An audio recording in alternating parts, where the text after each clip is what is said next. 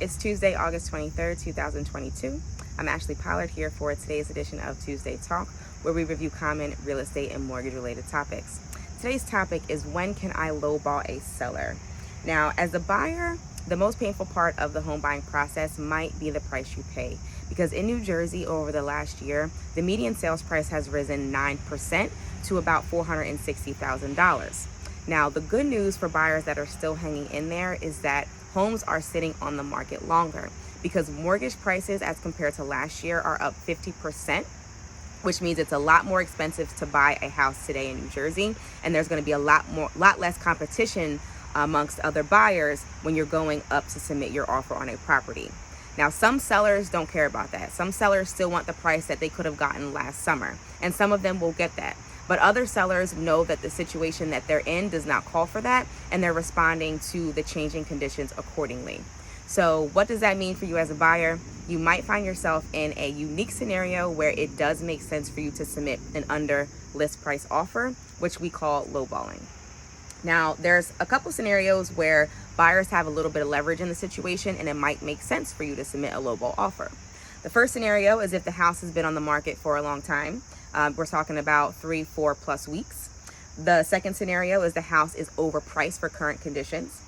The third, the house is in poor condition and might require extensive repair.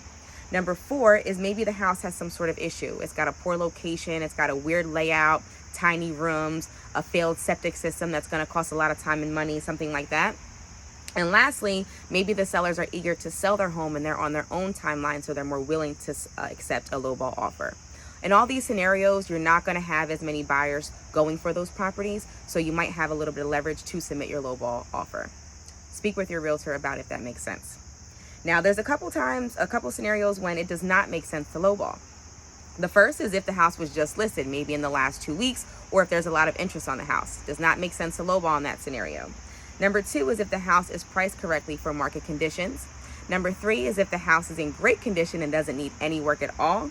And lastly, if it's a hot market and inventory is low, your chances of getting a lowball offer accepted are very slim, and that's what we've seen in the last 2 years since the COVID pandemic started. Now, keep in mind, it's not just you as the buyer that's submitting a lowball offer.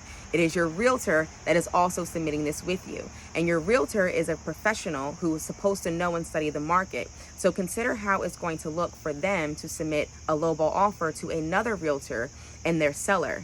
It's probably not going to look respectable at all. And if you're the seller, do you think that you're going to accept a lowball offer just because it's what a buyer wants to pay for your house? Probably not. Now, if you want to talk with me about some of the strategies that I use to assess whether a lowball offer is going to be a good idea, please give me a call and I'll gladly go over that with you. If you already have a realtor but want a second opinion, also call me. And don't forget to hop over to my YouTube to like and follow and look at all my videos that might be helpful for you, and make sure you drop a comment or a like if they were amazing.